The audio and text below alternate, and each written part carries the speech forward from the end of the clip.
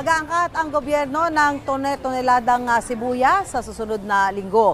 Ayon sa Agriculture Department, 3,000 metriko tonelada ng pulang sibuyas at 1,000 metriko tonelada ng puting sibuyas ang aangkatin. At dito nga po sa Balintawak Public Market, kung saan dito binabagsak ang mga produkto natin, lalo na yung mga produktong agrikultura, ay nakikita ho natin na marami yung supply ng sibuyas ngayon. Marami. Actually, ang kilo ho ng pulang sibuyas, ito ho ay lokal, ay maabot ng 150 pesos. Samantalang yung mga puti naman ho ay umaabot sa 95 pesos.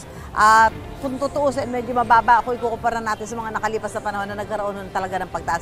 Ngayon, alamin natin sa ilang mga namimili dito kung ano ba ang kanilang reaksyon doon sa plano na umangkat ng sibuyas para daw mapanatiling mababa ang presyo sa mga pamilya.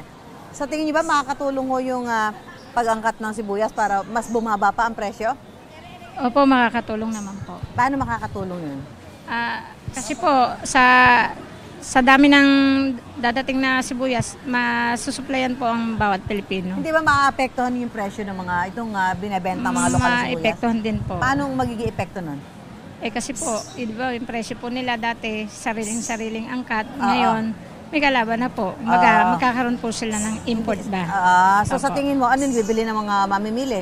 Kung ang bibili po siguro malamang yung pong mas mura. Mas mura yung import. So kung mumurahan yung imported, yun ang bibilihin? Opo. Ay yung mga lokal?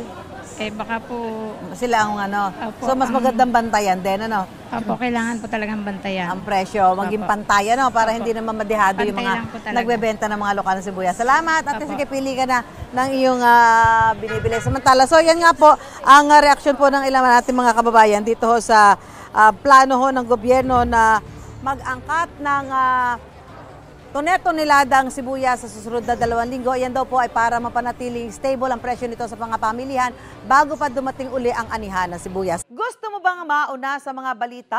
Mag-subscribe na sa GMA Integrated News sa YouTube at tumutok sa unang balita.